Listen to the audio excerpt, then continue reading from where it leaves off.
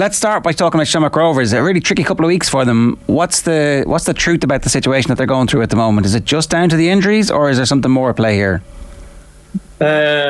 It's really interesting what's going on at the moment. I mean, the results haven't been brilliant, and losing so many games and still being comfortable in the league is a story in itself. In terms of, I think they'll win the league comfortably, but there's no doubt there's a bit of transition going on around that squad.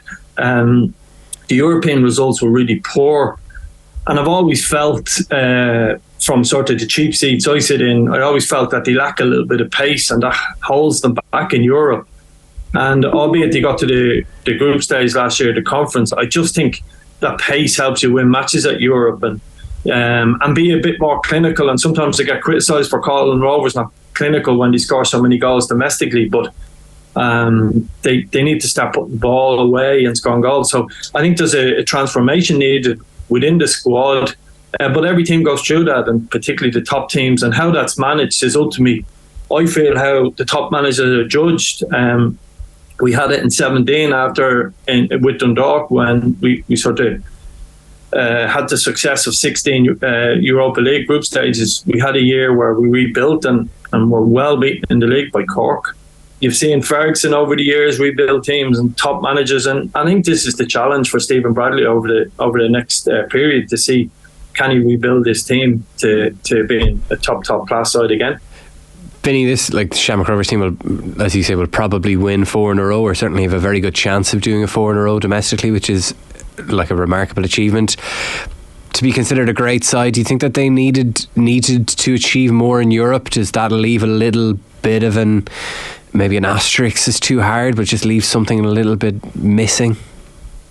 Yeah, a difficult one to answer, because I will get a little bit of criticism over it, but I think you've got to be successful in Europe. You go back to the Grey Shell side under Pat Fenlon, and European competitions were structured differently. But that great run against Deportivo, obviously the Dundalk side of 16, another great example. And I'd love this Rovers, because I think they're a great side. I think they're one of the great League of Ireland sides. I just hope they could do more in Europe. And I hope the challenge I have with the conference is we've had 3 years of the European Conference, and it's set up for the Irish clubs or smaller nations. It's UEFA's way of giving the champions something back. So instead of Rovers going out of a Champions League and going into Europa League and being beaten by a top class side, there's this Champions route, and winning your first game is crucial. So we've had 2 teams out of the 3 competitions in the group stages, Dundalk and Rovers, have both been in group stages. So yeah, I'd like to see them do more in Europe, and for me it is a blot on their copybook. But also, I think going back to last week and losing to Dundalk in the FAI Cup, this Rover side don't look like winning doubles, and that's something as well I'd like to see them do. And top teams should be they should be at least in the finals and they can go your way, as we know. But yeah, I'd like to see a little bit more from them, even though I genuinely believe they're one of the great sides we've ever had. But yeah, they need more bigger achievements, I would say. How quickly can they rebuild, and so obviously they're in a situation where they'll want to see out this league campaign, which we expect them to do at this point, and then next year the pressure will be on to win the league again, because they haven't, unless, I'm not writing off their chances against Ferencváros, but Ferencváros did thump them last year in European competition. How quickly can they inject pace and redevelop the team so that they can be a force in Europe? Well, the advantage they have is, listen, I tried to do it myself back in 20, and I'd like to think they have more stable owners, and that's not giving me a pass. Like, I obviously made mistakes, but what I mean by that is Stephen has a lot of credit in the bank, and he has a very good structured club within Shamrock Rovers that hopefully will allow him to do it in time. And also doing it from a position of strength is huge. It's huge, gives you a massive advantage. Now, the likes of Derry won't be sitting quietly in the background for much longer, so you have to do it quickly. And the other side of it is, I'm just giving my opinion, it's whether the people, the staff at Shamrock Rovers realise they've got to rebuild the team and add pace in. That's what we don't know. They're obviously not going to say that out loud with their current squad, but I'd like to think they can see the danger signs coming. Losing 4 and 5 league games is just like in the last 6 years, I think they would have been 7-8 points behind the league leaders, and they wouldn't be winning the league title with the points they're dropping. So you'd like to think they're intelligent enough to know they need some changes.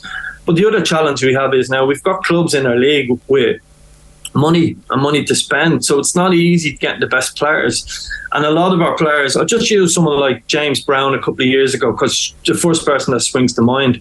He left Drogheda and you would have presumed he would have went to one of the top teams. But players like James Brown are now going to the Championship or League One, and that's the challenge the top sides are having in Ireland in terms of those sort of players, a Shelbourne or the sort of middle 6 tiers, those top players who have an outstanding season for a Drogheda, Shelbourne, etc., are moving to League One and Championship clubs now, and they're not moving on to Dundalk or to Rovers or Pats, Derry, or at least them clubs are finding it a lot harder. So we at Dundalk would have been able to add people like Daryl Horgan in throughout our years, or Michael Duffy, or Patrick McElhenney, or Sean Hoare, rob them from the other clubs. But now them type of players at that standard are moving to the UK.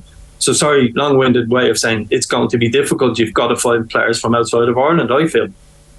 And then Rovers are also in the double bind, Vinny, of obviously they've lost the likes of Liam Scales and Mandreu and Andy Lyons to England as well, and they haven't really replaced them, as you say, that the players that might come in go to the Championship and League One as well. So you'd imagine that Rovers will rebuild from a position of such strength. It should be relatively straightforward for them, but as you explained it there, it's not going to be that straightforward at all, and there are no guarantees.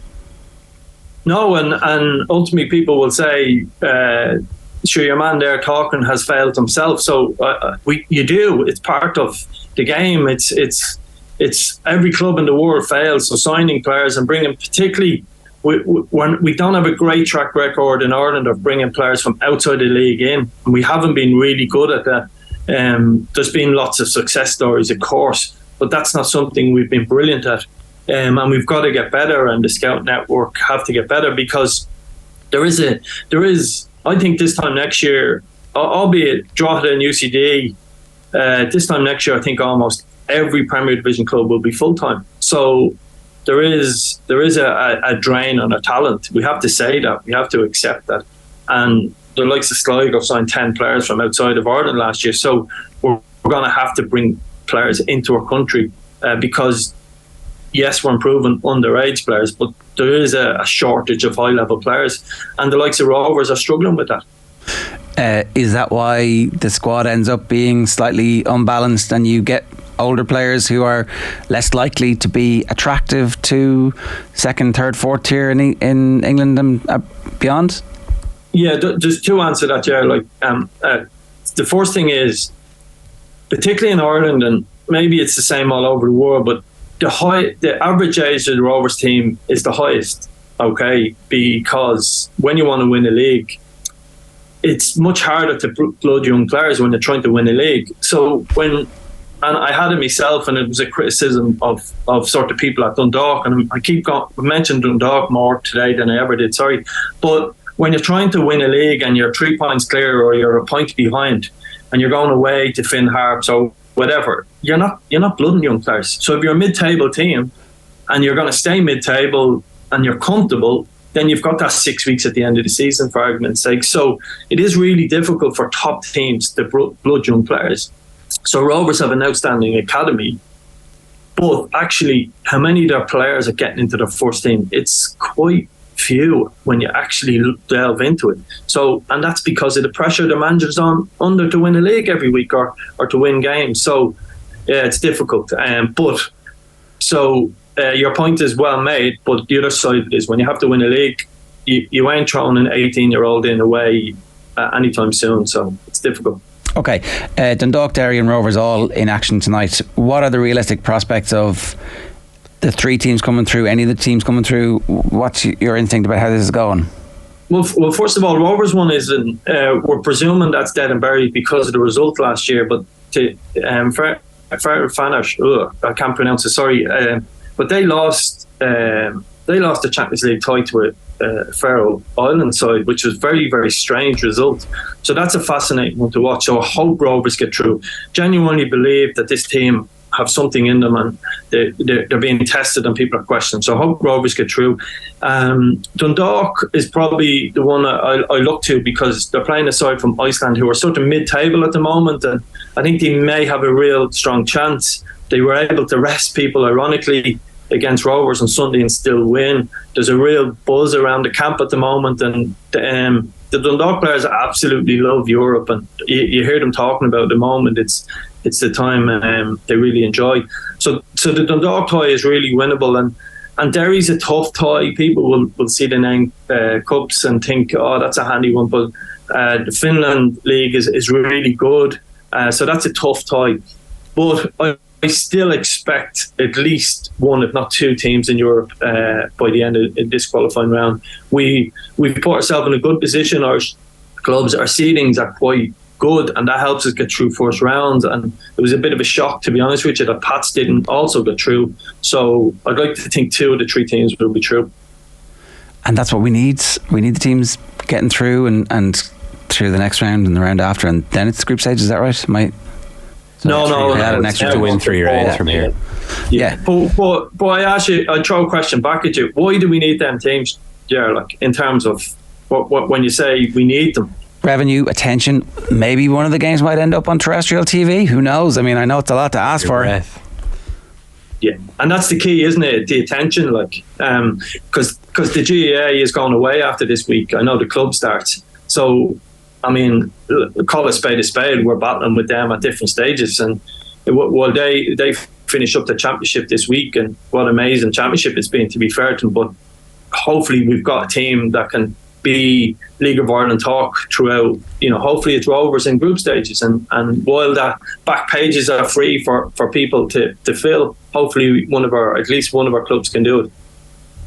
Yeah, that's what I like.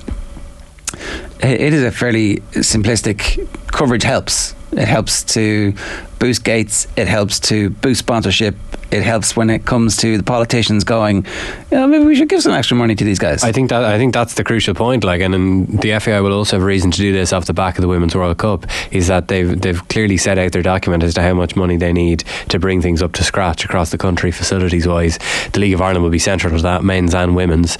So the fact that there's been 2 Shamrock Rovers players in action at the Women's World Cup, and like Vinny says there, that there is now there's a hole in the media, in kind of the media cycle, or news cycle, should I say, for these games. Shamrock Rovers profited from it, and the League of Ireland, I think, as a whole, kind of profited from it last year.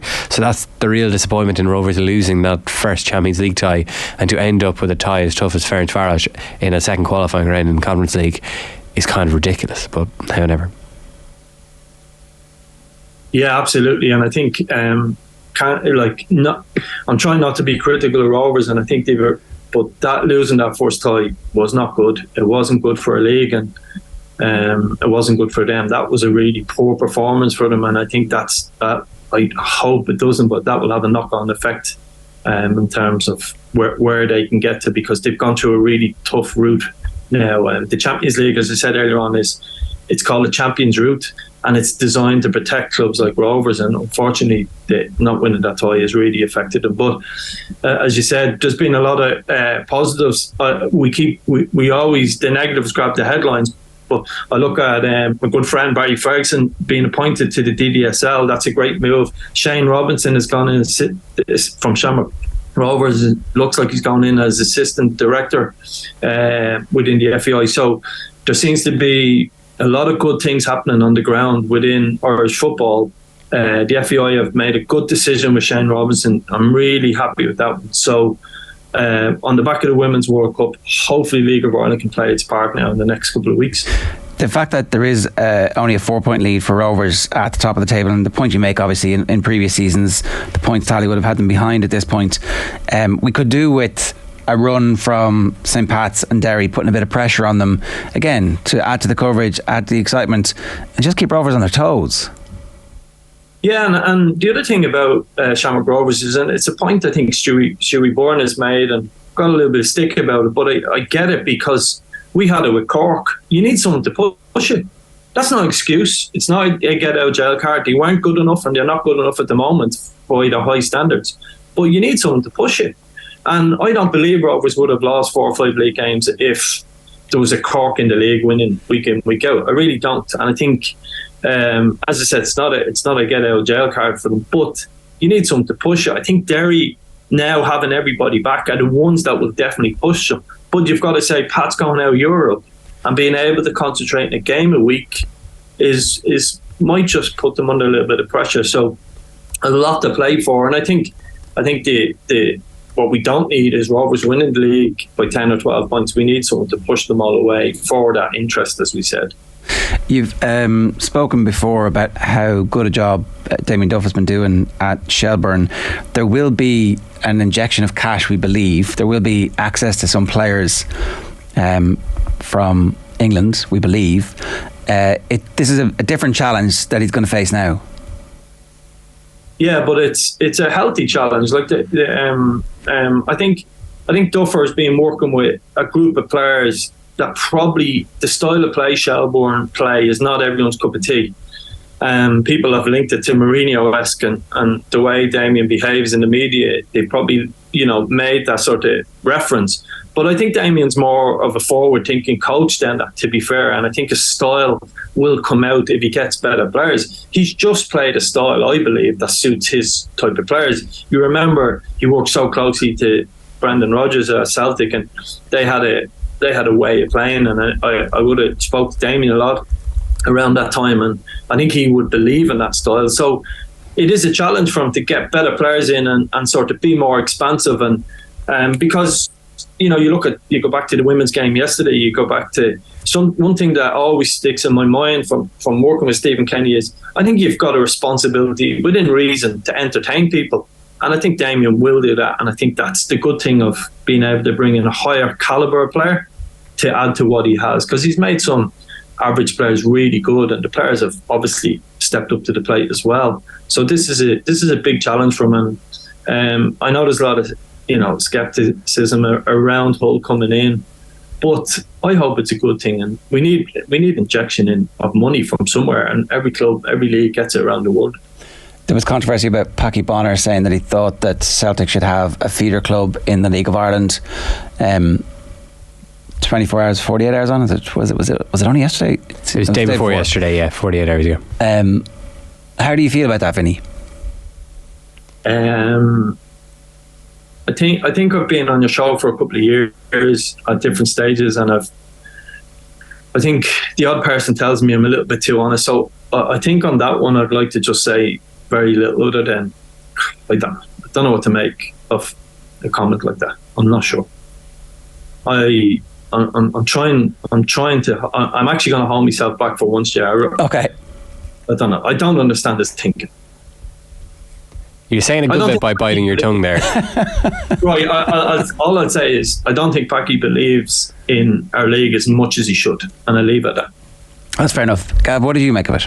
Yeah, I mean, that's a kind of a significant implication for a guy like Paki Bonner's on the FAI board and is on the FAI football committee. So that's like a very important role on the board. Very important role, and it's at a time, like we were just saying a few minutes ago with you, Vinny. Like, I mean, it's the time when the FAI have pushed the League of Ireland to the centre of things, both in the men's and women's game, as around the infrastructure thing. So, like, Bonner was talking to a in-house Celtic media gig, so that's why he referred to Celtic as we, and talks about League of Ireland being over there. I understand people who are kind of annoyed at that kind of phrasing. I think it maybe has a bit of context in terms of he was talking in Glasgow to an in-house Celtic media channel, but definitely for an association that is trying to put forward a united front as putting the domestic league as central to everything which they do, that the most famous member of the board is talking in terms of the league being over there and clubs being used as feeders is not appropriate, I don't think. And certainly those in the Leave Ireland and football circles in Ireland whose noses are out of joint about it, I would have some sympathy with that. Okay, can I momentarily play devil's advocate? what's the difference between Hull buying a club and Celtic buying a club, and Celtic investing in a youth system and bringing their coaches over and injecting their intelligence into a club other than Celtic, right? Let's say other than Shamrock Rovers. Let's say they were to take a different club. Maybe it's Finn Harps, right? We've seen Shay Given do the fundraising, and Stephen Doyle made the point maybe Paki could be doing a bit of this to help, football in Donegal. So fair play, and I totally understand that point. But what's the difference between Celtic buying a club and Hull buying a club? There is none, really. I think part of it is how Paki expressed it, the feeder club thing. I mean, this is the problem with the whole multi-club thing, is that it kind of makes financial sense in a kind of mad world like professional football to kind of consolidate like that, but it's also kind of against what a football club should be for. You should be representing your community and your people, rather than saying the quiet bit out loud. Yeah, that's exactly what he was kind of guilty of. And I did that press conference with Ilchai, the Turkish Simon Cowell, as we have to refer to him, when he was doing that presser. And I asked him directly, is this a feeder club? No, it's not. He did let slip something about Shelbourne being a little brother. That stuff is corrosive. I know, the business model makes sense, and the potential benefits make sense, but just for what a football club is and should be, it's corrosive. And then there's the whole other issue in that, as Paki Bonner sets it up there about Celtic, about a League of Ireland club being a feeder club for Celtic, we're back again to relying on Britain. Let's outsource our problems to them. And the whole Brexit thing is meant to be, hang on, we're meant to be finally getting our act together here, doing it for ourselves, kind of thing. Yeah, just to again, I'm trying to bite my lips. So there's two. I don't disagree with you, Jared. Feeder clubs aren't bad per se. They're not we have to be grown up about these things and say, if someone wanted to come in and set up technically a feeder club but higher the standard of the club to go into, I think we should be all for that, because we don't have enough top clubs. They're not like Finland or wherever, Norway or Sweden, where we've got top clubs that we can have one mid-table feeder club. So we have to accept that if someone's going to invest in a league, great, welcome it with open arms, like Hull, but you have to understand there's people following teams for years, etc. And this to sort of, the only other point I'll make to you, Jaren, and this isn't genuinely, please don't clip this the wrong way, but it's not aimed at Paki, but the hardest part for League of Ireland people is we haven't been respected for years, and that's where the commentary around feeder clubs and it can be. I don't necessarily, or haven't felt respected by people within the FAI for a long time. Okay, football coaches haven't been. That has started to change over the last couple of years. And to be fair to Niall O'Regan, the coach education department is exceptional within the FAI now. Okay, so starting to change, but there is people in Irish football who still don't feel respected by the powers that be, and some of them comments were probably perceived that way. And that's where you've seen people negativity towards it. I think that's fair enough. I'm trying to be balanced with that. At the same time, you have to understand, you keep pushing people down, eventually you go, give us a break, lads, and they stop listening to you. So that's all. Yeah, and I think, it's worth teasing this stuff out, but if you are going to sit on the board and be independent and be part of this whole new era, and I think they've done loads of good stuff. They still make occasional mistakes, but I do feel like they're making better decisions, more mature decisions, calmer decisions than we have seen before. And I think you could now hold them up in comparison with the other two big organisations and go, actually, no longer a basket case. Yeah. The other ones have their own issues. Certainly the FAI are miles ahead on the treatment of the women's game than the other two organisations, I would say, at the moment.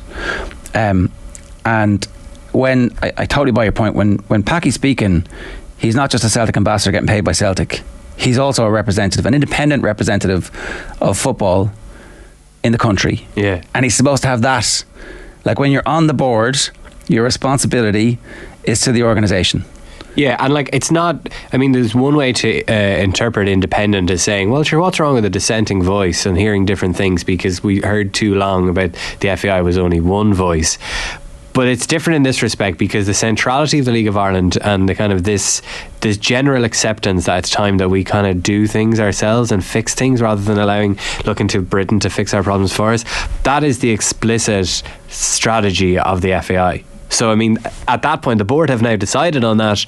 They kind of have to stand behind that, United. And there are, about feeder clubs and stuff, there are obviously financial benefits and sporting benefits to that happening. But like you said, it's terrible vocabulary, terrible words to be using, and it's the quiet part said out loud. Yeah, in fairness, Stephen Doyle was like, is there a conflict of interest here? And I didn't see it at first, but now having teased it out and listened to you both, I probably do see it a bit clearer. So all right, good stuff. I'll manage a feeder club in the next couple of years, no problem. I'm trying to say to you, sorry, I made a joke, but I'm trying to say it's not necessarily a bad thing. It just didn't feel like it was said in the right way. And yeah, so there you go. Yeah, this stuff matters. Like for a group of people who are finally stepping out from under the shadow of being the problem child, it does matter. And well, Jared, sorry, and also, and I'm not accusing you of this at all, because you're very good in terms of your promotion. I think we're adding value as well, or the League of Ireland people have started to add value. Look at the international team. Look at the 21s. Look at the young players. We're also adding value. We're not just stepping out, and we're doing a bit more than that as well. To be fair, I meant, sorry, the brand really is stepping out from under the shadow. Obviously, the people have been doing the grassroots work for generations, which has led to the vast majority of our players coming through the system. And it was 2012 when everybody was photographed in their League of Ireland jerseys. That was a really powerful thing. That could have been the birth of something, but was like, nah, not interested. Whereas now, actually, you have a board who are interested, and Paki definitely misstepped. So hopefully you can clear that up in the next couple of days. Vinny, we'll leave it there. Good stuff. Thanks a million. Thanks very much.